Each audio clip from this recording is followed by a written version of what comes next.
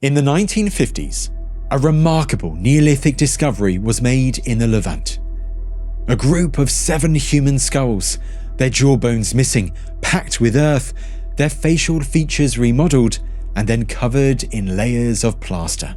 This highly unusual funerary practice is often interpreted as part of an ancestor cult, in which the skulls of the dead were curated and venerated. And they are some of the earliest known forms of portraiture in the ancient Near East. Today, I am joined once again by award-winning archaeologist and art conservator Raven Todd DeSilva to take us back around 10,000 years to prehistoric Palestine.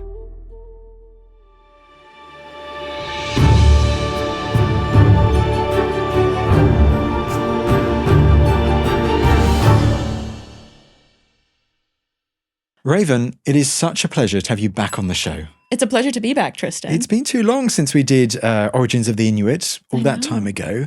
And this, the story of these plastered skulls and how ancient they are, or prehistoric. I'd never heard of these artifacts before. They are astonishing.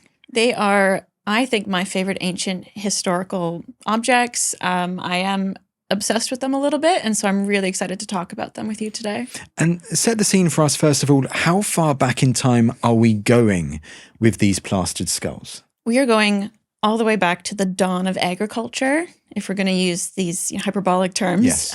We are going about, let's say, about 10,000 years ago to the PPN B, specifically, the pre-pottery Neolithic B. Okay.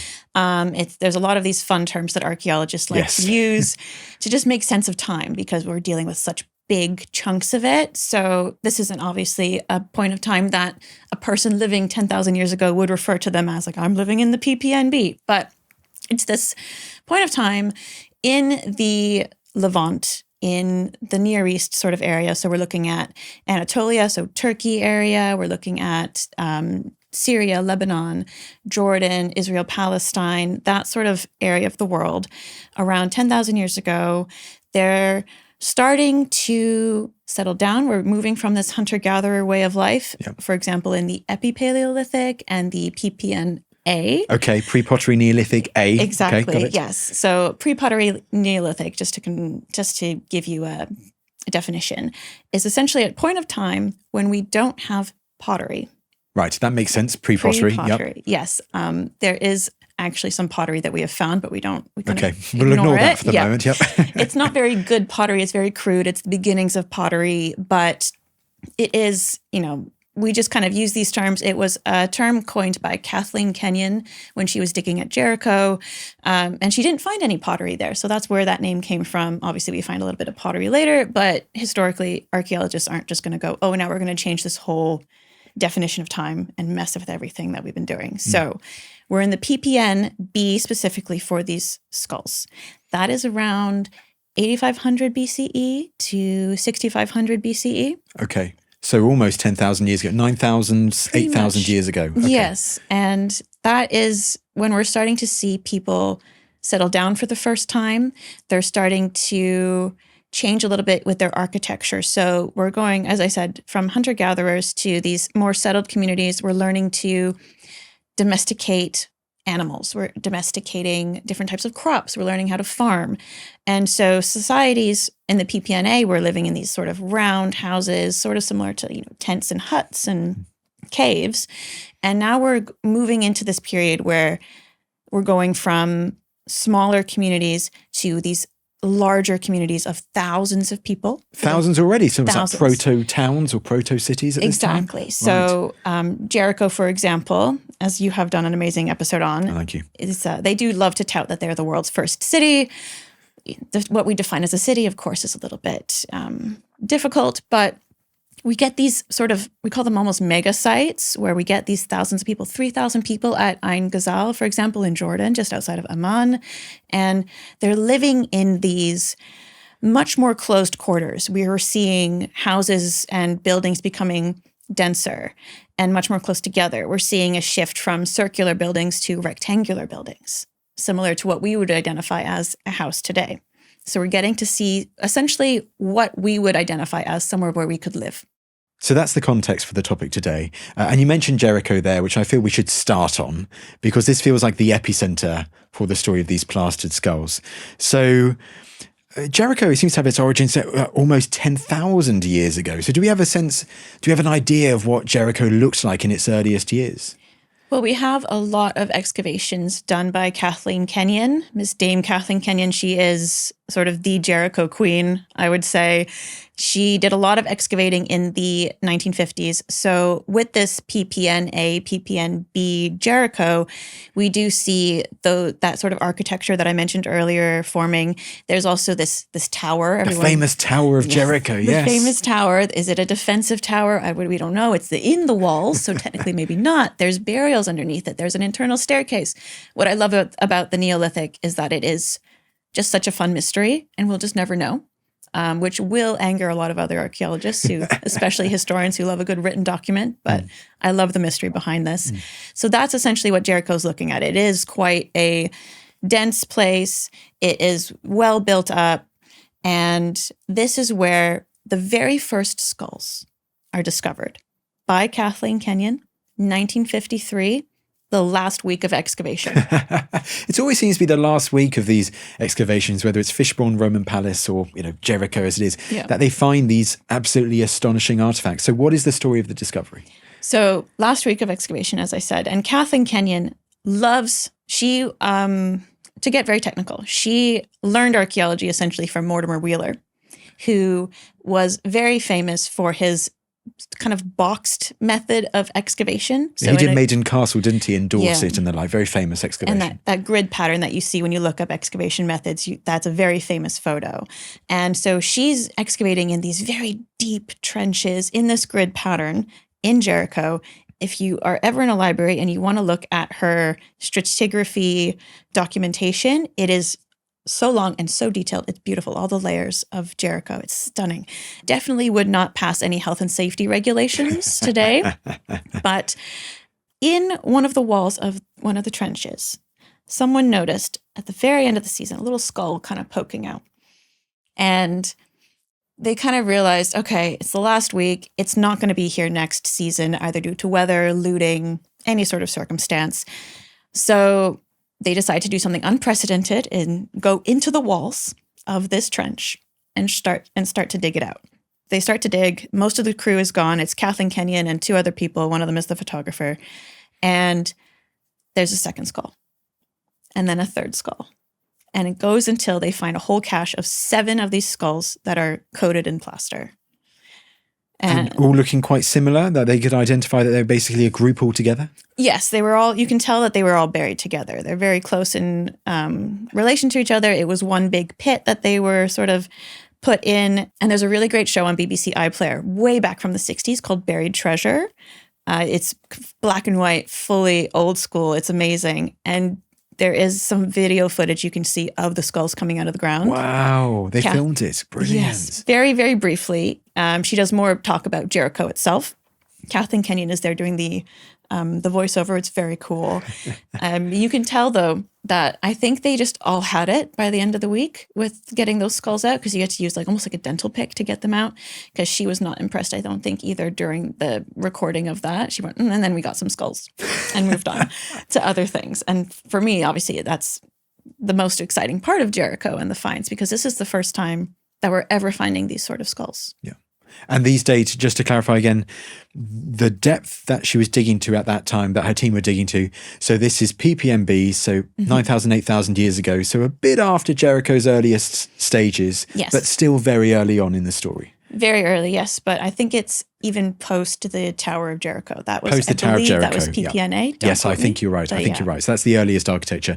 And then you get the skulls a little later on. Yes. And were any more skulls found from Jericho over the following seasons? Or is that the whole amount we have? Well, you nodded your head right there. So I'm expecting the answer yes now.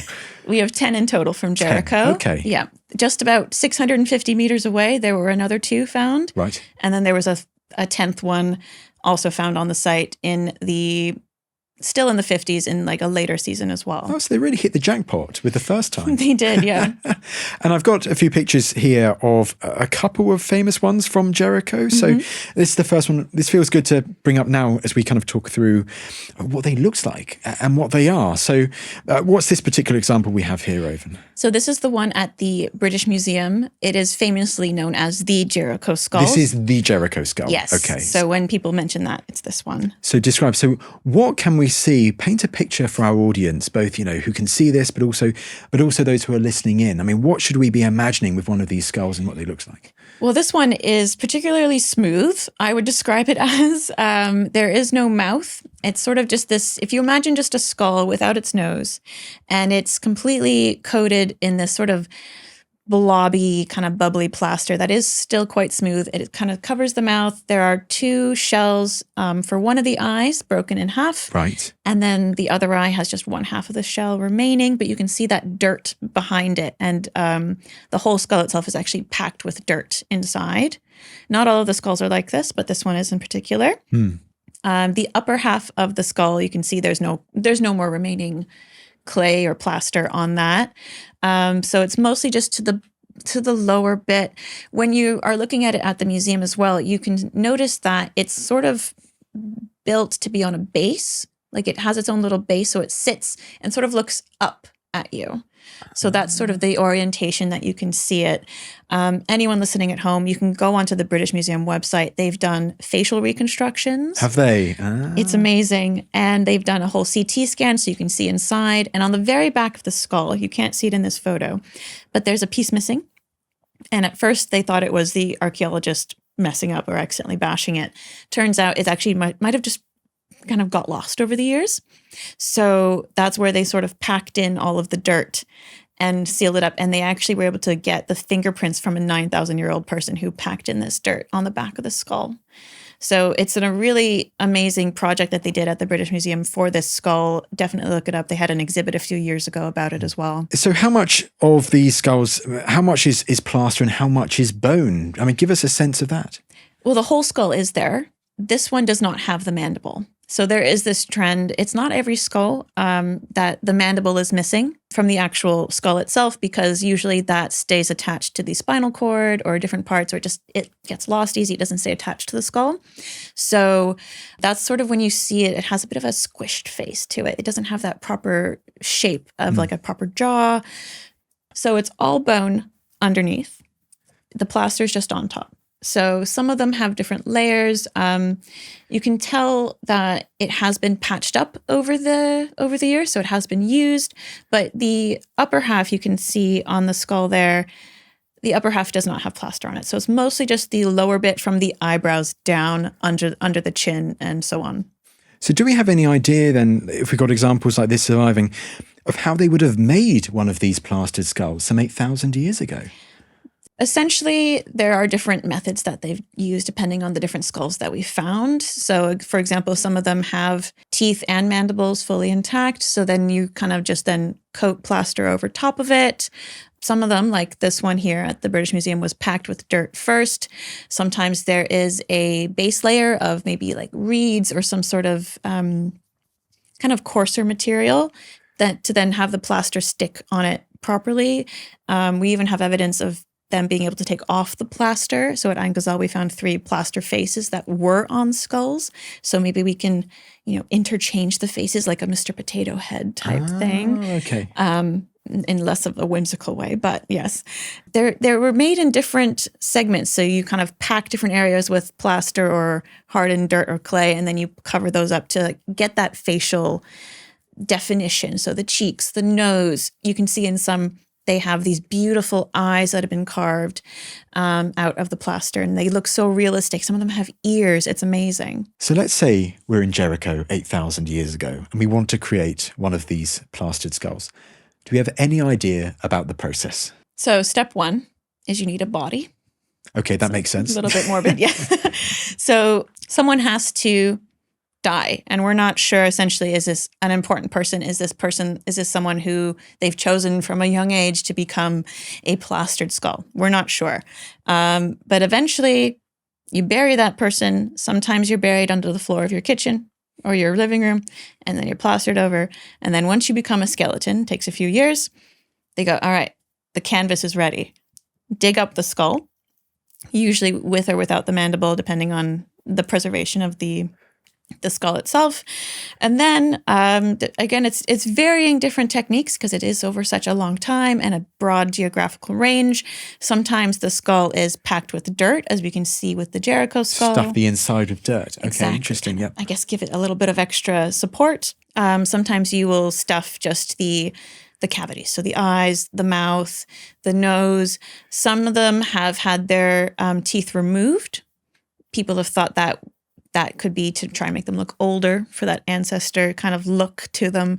Some of them actually then get their teeth refilled with plaster. So again, it's a lot of contradictions with these skulls. So you fill that all up, then you get the plaster. Varying different ways to get plaster, but think about just the typical lime plaster. It's a limestone plaster, isn't it? Yes. Heating up the limestone and then you create the plaster from it, don't you? All the whole lime cycles that we all learn in school that I don't need to get into here. But you get the plaster, and then you start sort of making. Sometimes there's a bit of like a buffer layer between, but then you sort of just build up the facial features. Think about in CSI, for example, or forensics, when they're recreating a face on a skull. You kind of start building up the different features, and they were quite good at doing this and figuring out the anatomy. So you kind of build up the cheeks, the eyebrows, the mouth. If there's no mandible, you kind of have to recreate that bottom bit. And then you get into the finer details. You create eyes, you create a little bit of a nice nose. Some of them you have a beautiful hairline, you get some ears. So you get all those details in, you create a nice base. Again, and mostly the bases are so that they can sit flat and kind of have this upward look to them. So once that's all sorted, you let it dry. Maybe you paint it. Some of them have potential headdress things. Wow. Yeah, and there you have a plastered skull. And that's how you make the plastered skull back, some 8,000 years ago. And do we not usually have much of the plaster surviving after all this time? It depends on the ones that you find. Okay. So, some of them have been well loved, I like to say. So they were definitely used and handled and sort of, had a function. And we even see evidence of repair work on them. And again, some of them get buried, such as the ones from Jericho. It looks like they had been used and then they kind of came to the end of their life and they were reburied. We have other ones, for example, at Tel Aswad from Syria. To me, it looks like a sleeping person. It looks like you just kind of came across it and it was made yesterday. They're so well done. There is some evidence on some of them where like the nose is broken and has been repaired, but they are quite smooth and very full of plaster, I would say. Yes, the Jericho skull one, it looks like its nose has not survived at all. You can look straight into it, can't you? He even had a broken nose during his life. Did he? Yeah. That's what they found out about this figure. Yeah, a little rough and tumbled, this guy especially. And there's also evidence of cranial modification. Wow. Okay. Mm-hmm. So they kind of changed the shape of his head? We think it's actually been during his lifetime. During his lifetime? Yes. So there is some evidence of, again, not every skull, because they all haven't been investigated into the same depth as, for example, the Jericho skull, but they have this sort of head elongation. If you look at it from the side, there's a very slight dip, and it sort of has this more of a squat shape to it. A few of the other ones have this squatness or this squareness. Some of them are a little bit taller. And in order to have that happen, you need to be doing this from a young age.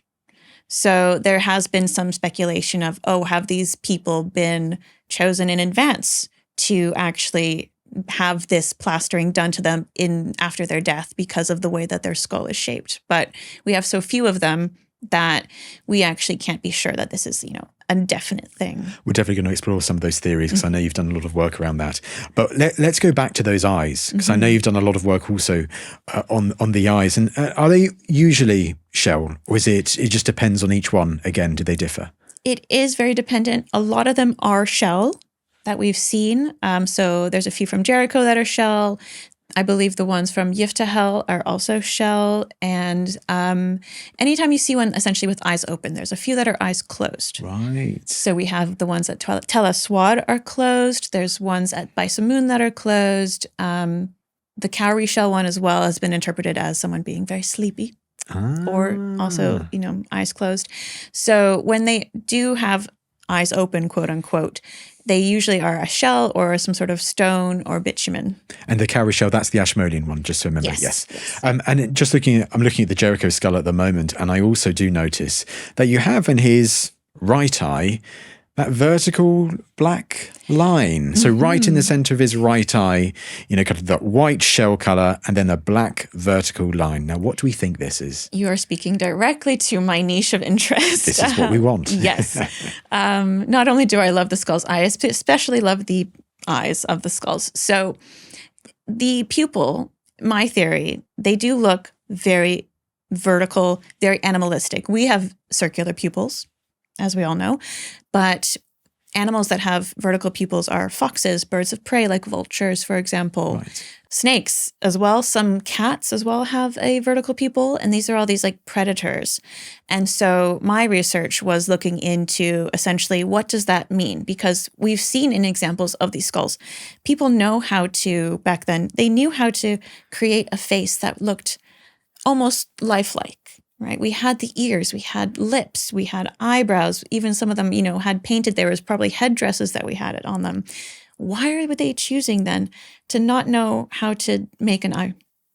Right. Some of them, might have a circular one, but like this one, why did they choose that? Were they lazy all of a sudden? What's going on here?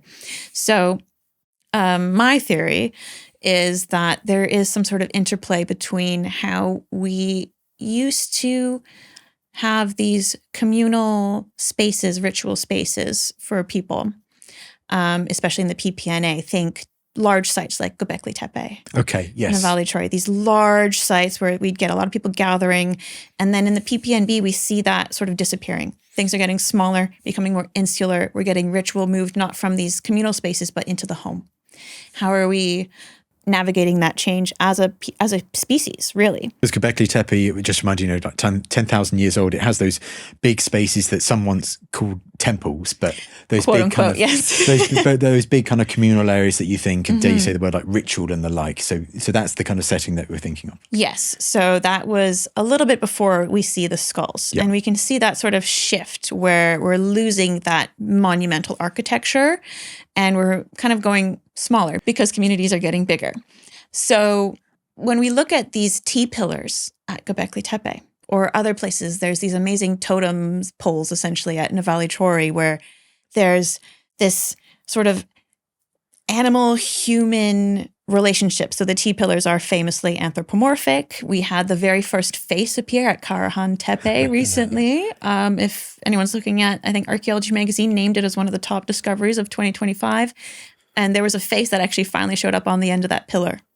And so we know that these were anthropomorphic. We have arms, but at the same time, on the side of these pillars, we have animals, wild animals being depicted. So there is that interplay between the relationship of humans and wild animals in these ritual settings.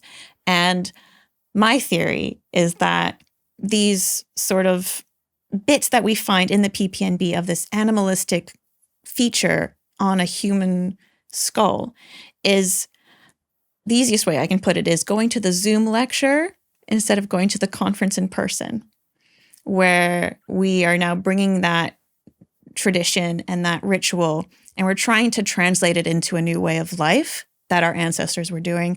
And how can we sort of do something like that in our new space where we can't go to these big monumental places anymore, where we're not using these things? How do we then sort of bring our traditions into a new way of life? So this potential slight animalistic feature you get in some of these skulls could be a harkening back to how, they performed these, I guess in their time, archaic rituals or whatever, from generations before. This is my theory, yes. It's interesting. Very, very, in its infancy, I would say, but that's sort of where my research is at the moment. But it's striking, isn't it? With every other part of these skulls where you can kind of see the very clear human elements, when you look at the eyes and either it's, artistic detail or whatever, it is clearly, we love the nerdy detail on the ancients. We love going into detail. So actually focusing on the pupils of the eyes of these shells is really interesting to hear about that theory. And I mean, this other one here, the Ashmolean skull that we've already talked about, you mentioned with the cowrie shell and how it's a horizontal line all the way through. Yes. So with that one, I haven't done too much research into that yet to see and if we can find any parallels, but I'm thinking sheep. Sheep have those horizontal pupils. Right. So this is, again, a time when we're domesticating these animals. What does that mean? Maybe it is something just as simple as we wanted him to look like he was asleep. We'll never know. And maybe we're reading too much into it. But there is that potential of, again, we know that they know how to create these monumental pieces of art. They can drill a hole into a shell. We definitely know that. Why aren't they doing this? Is he asleep or is he a sheep? But it's very, very interesting, isn't it? And those skulls from Jericho, first off, because Jericho is just the beginning. There are skulls found elsewhere, and I know you've done a lot of work on particular sites elsewhere. But do we know whether those skulls from Jericho, first and foremost, were they all of men, or do we know much about that? There was a big mix, actually. So we originally thought they were all men. This is where we get a lot of theories of ancestor cults and patrilineal societies and things. And they do look, when you look at them, they kind of look like crotchety old people sometimes, right? Especially just, they look a little worse for wear as well. But just their face, it's being squat like an old person. And we have, it's about, from what I've seen, it's about 50-50. There are females, there are males. There's even some juveniles. Really? Interesting. Okay. So we don't really have this set of like, this is the specific person that was targeted to become a plastered skull and used in X context. Okay. It is a big mix. The one from the British Museum itself is male.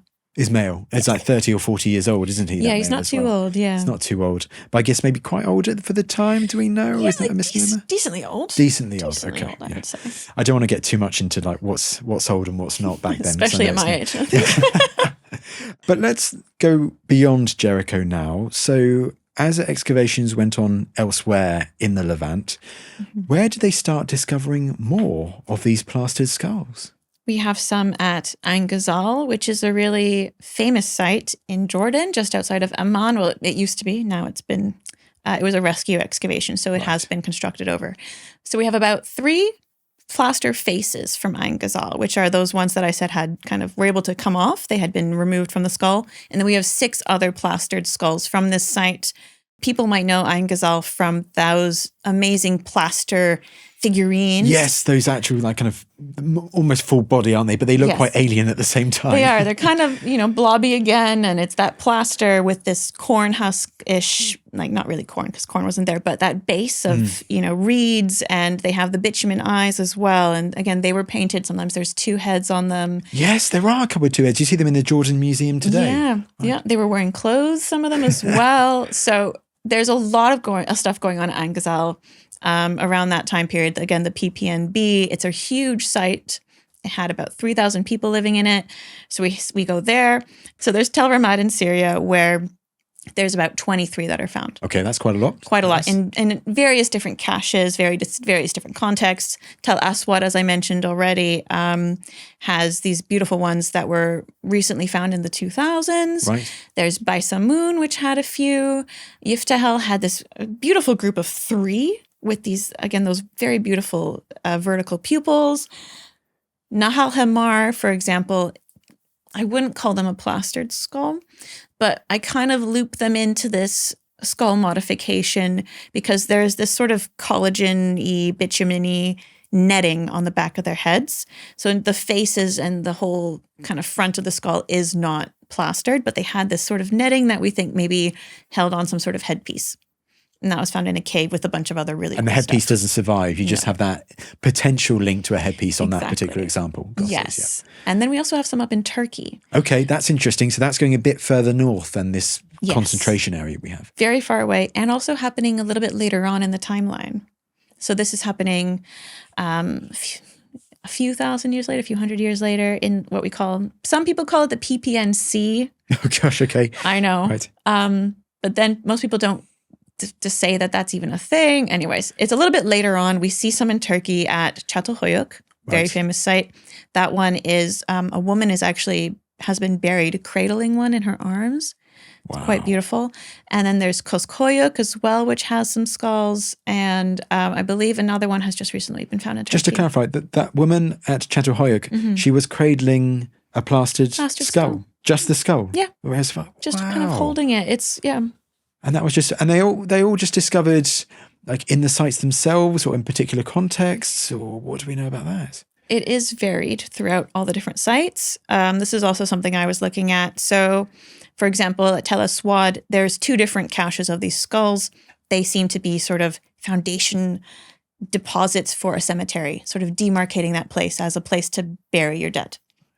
We have varying different types of funerary practices during the PPNB. People are figuring out what to do. I love this time period because there's so much new that's happening, and we're just trying to figure out what works for us as a species, right? As a newly sedentary people, where do we bury our dead? How do we bury our dead? How do we do all these other social things that we take for granted today? So there's a few cemeteries outside of, where people are living. Some people are burying their dead under the floors of their houses. And then that's where they take the skulls away. There's this whole skull cult. We'll get into that later. But so there's a few like that.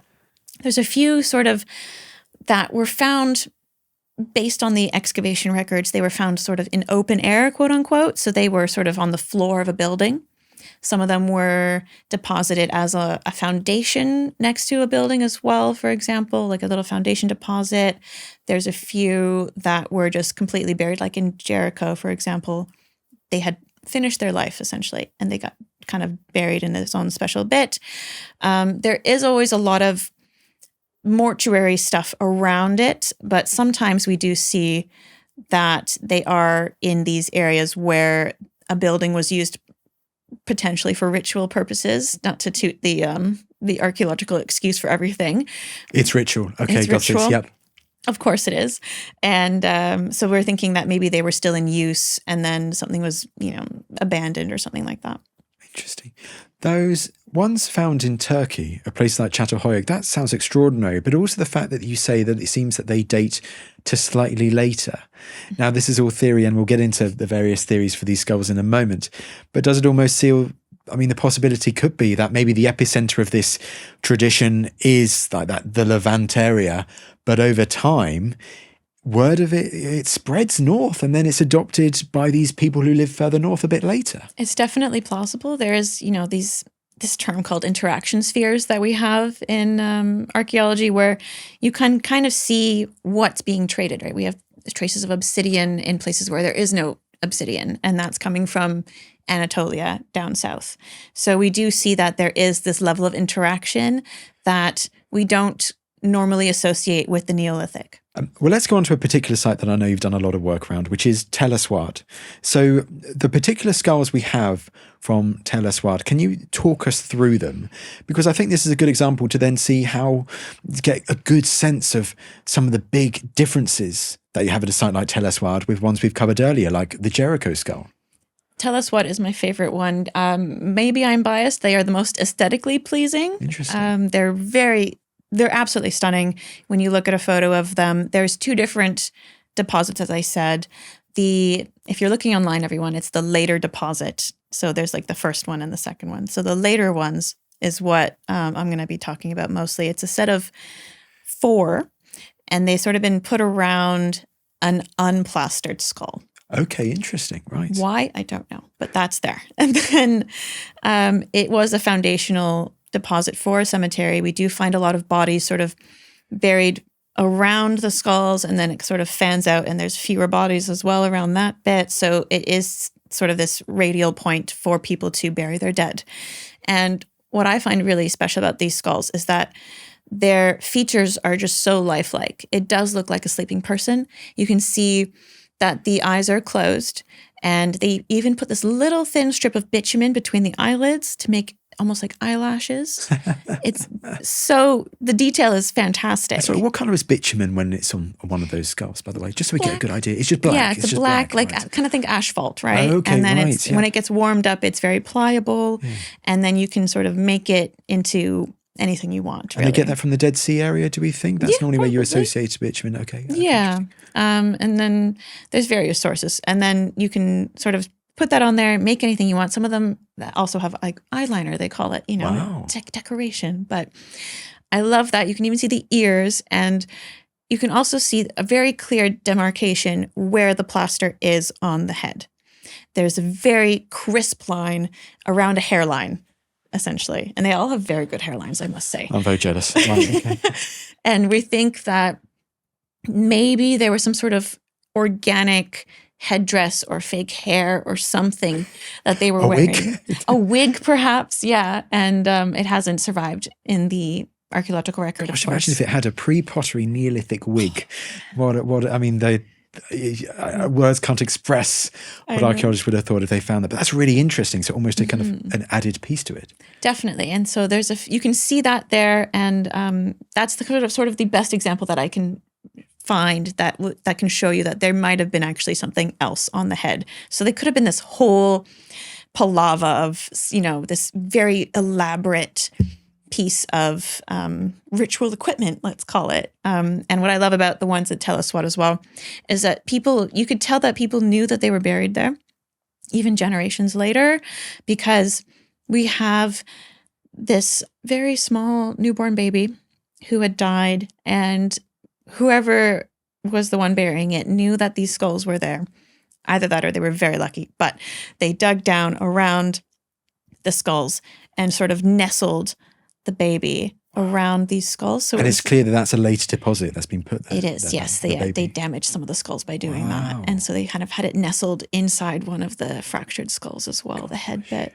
And so you can look at these excavation photos and see this little newborn skeleton, even in the pose that like a baby would sleep in. And it's just, for me, it's very touching. It's, one of those things where you don't want to put too much emotion on archaeological finds and what we imagine it as, but you can't help but actually feel something when you see that. Absolutely, especially if infant mortality must have been, a very, very big thing back then. So that the fact that you have this particular, unfortunate newborn baby, and the local community decide, well, we remember where we put those plastered skulls for one reason or another. We're going to dig down and place, this poor individual's remains there with it. Yeah, it's quite beautiful, and just imagining that scene 10,000 years ago and how that might have played out with everyone around. Was it a very solitary moment with just the parents? You never know. And it really gets your imagination going.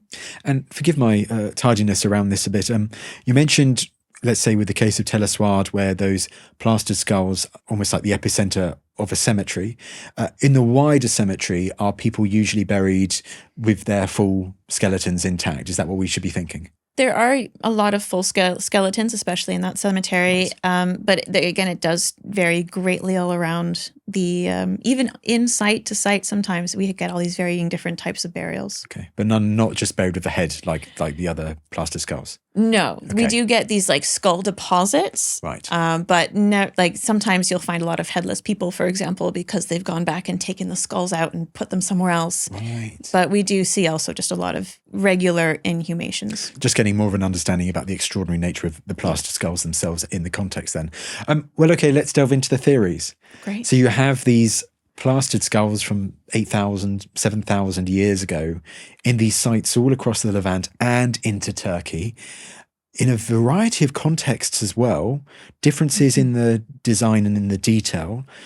What are the theories as to what they're supposed to be? What is the meaning of all of this, Raven? Please, I would love to know. I think it's been the nightmare of many an archaeologist over the years. So the initial theory we touched on briefly was ancestor worship. Right. So again, that kind of crotchety old man who kind of is sitting up on the wall, and maybe they're doing something with a shared collective ancestor. That has sort of always been the leading theory, I would say. It's a nice blanket theory. It's a great one to just kind of give it an excuse and kind of put it away and do something else and move on to the next thing, especially because during this time period, we are seeing a lot of new shifting dynamics, right? And we're looking at maybe potentially something where we are, because we're all living in such close quarters now and we're staying still and we have multi-generations in one house, maybe we want these sort of anonymous ancestral figures to sort of kind of bring us all together as a collective, as some sort of ritual or regular practice that sort of kind of dictates social life. Almost, people say it almost like in a controlling way of controlling the society, of getting everyone to behave themselves and be neighborly, for example, right? Kind of have this shared cultural tradition. similar to, I would say, the best metaphor is sending Christmas cards out to like acquaintances, kind of giving us that larger sort of societal thing that brings you all together, or saying Merry Christmas to the person at the shop, right? Kind of going, oh, this is a thing that unites you and I. We kind of, celebrate this time of year together. We do something like this together, this collective ritual, sort of with this ancestor potentially. So that's the first one. And it did seem like the most plausible one, of course, but we have women and children who have been plastered. It could also be, different types of rituals with ancestors based on sex, age, or just we need a skull. Who knows? But you also have examples where those skulls are not visible to the naked eye. They've been buried or something like that, right? Exactly. So that's where it kind of comes in of, well, why are we using ancestors to sort of consecrate a burial ground? No one knows.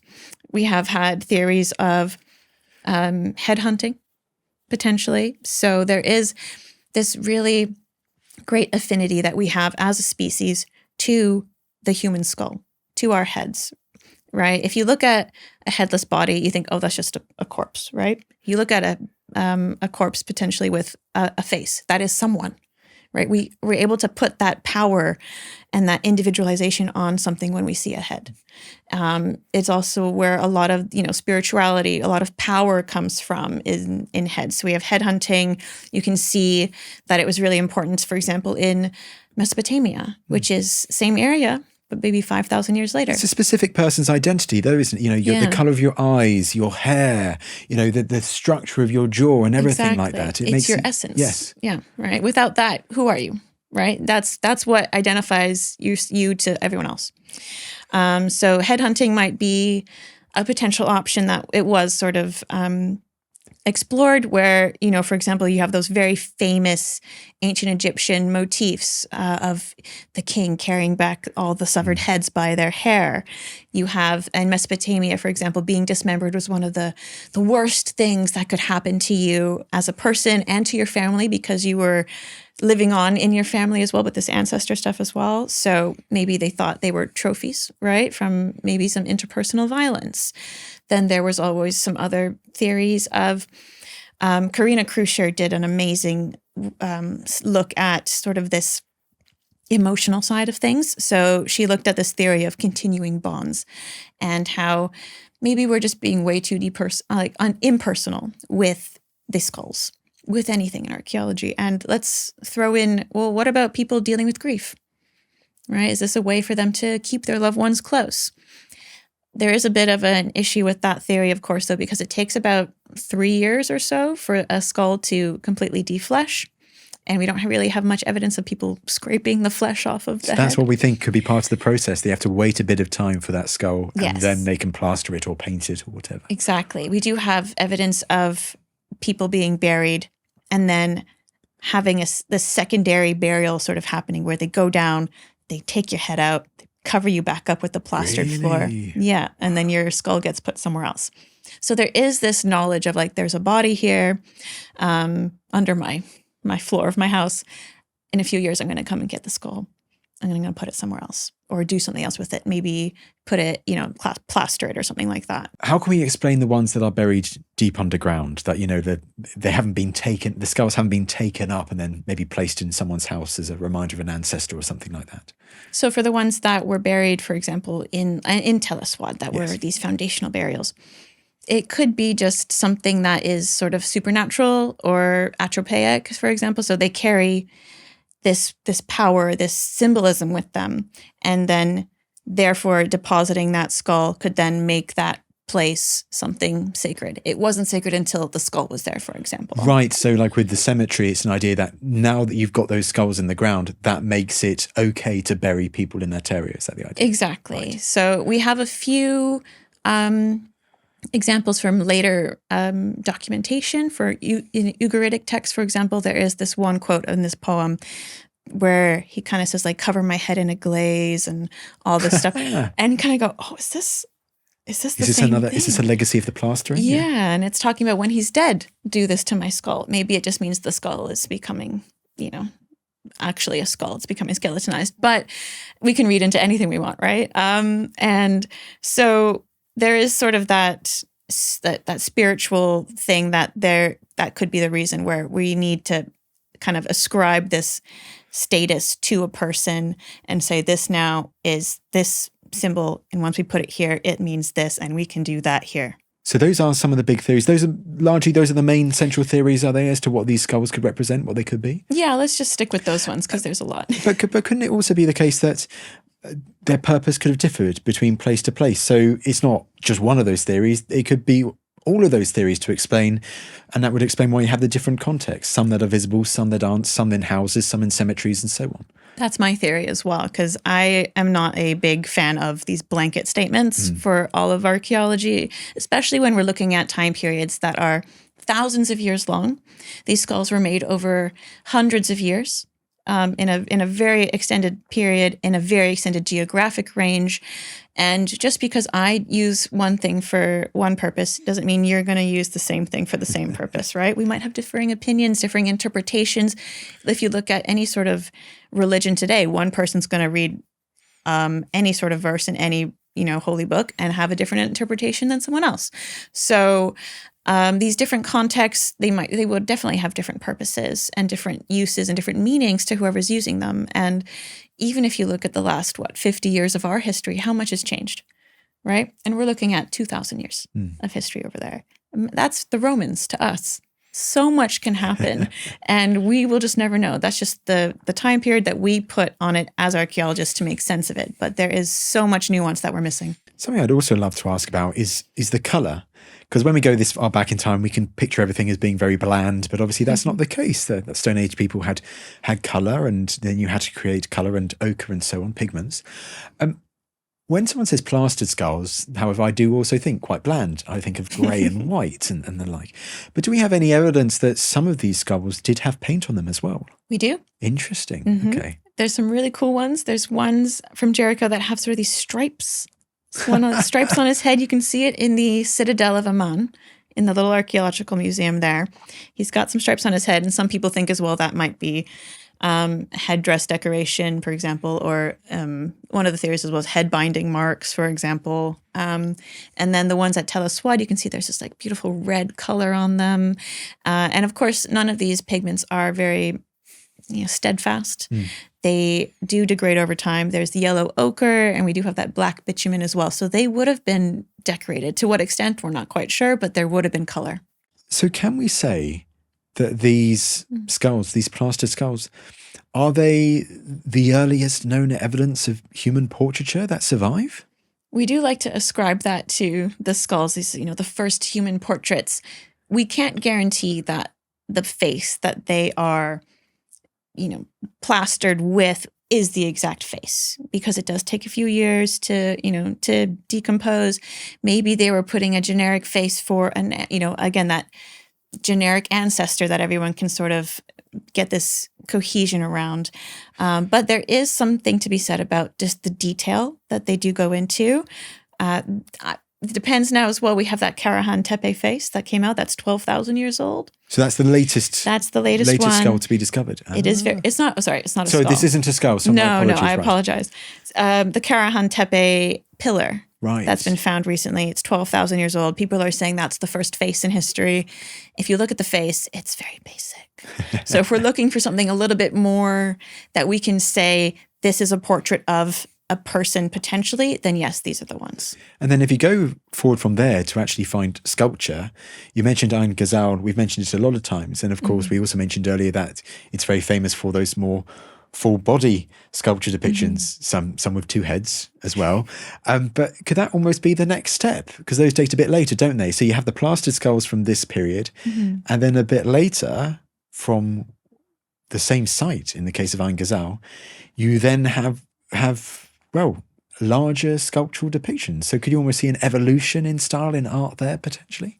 I think people were definitely experimenting. There is some overlap between the skulls and these Ain Ghazal statues. And so, again, it could be that thing of someone decided to make a skull and goes, someone's like, that's not for me. I'm going to make this strange doll thing. I'm going to prop that up against my house, for example. But there is that amazing evolution that we're seeing of, I can create this 3D face. Can I create a 3D person? without a base of a skull, for example. This is just free form. So we are seeing this ability to now think outside the box, be a little bit more abstract, and create something from nothing, which is really cool. Raven, this has been absolutely fantastic. What a set of artifacts to talk about, going so far back in the story of, who we are as people and the desire to create these objects, which spreads far and wide across the Levant. It just goes to me to say thank you so much for taking the time to come back on the show. I'm always happy to come and talk skulls with anyone. So thank you so much for having me.